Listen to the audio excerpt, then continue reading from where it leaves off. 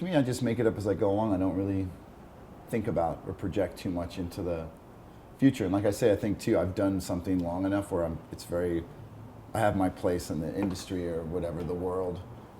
Like I said too, like when I first started, I would do what I do. I had my like Snapshot thing, and I'd go to magazines, and they'd be like, this amateur, and there's red eyes, and like I could take these pictures, and you've got to be kidding, and this isn't fashion, or this isn't this, and and then eventually it caught on, and even when I'd show up I used to only have one. When I first started, I had one Snapshot camera, and I'd show up to do an entire job with one little camera, and eventually I figured out if I used two cameras, I could shoot quicker. I could go back and forth, But I would just have this one little camera and show up at a shoot, and people would be like, "You're like, where's the equipment?"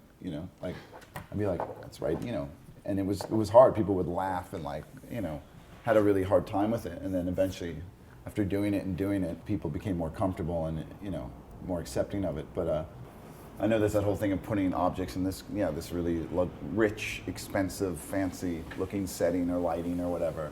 But I think stuff like that, unless it's done really well, it just looks old-fashioned and kind of boring, And I think that my aesthetic and, other people with a similar kind of thing, I think it's much more immediate and it has an energy to it a bit more.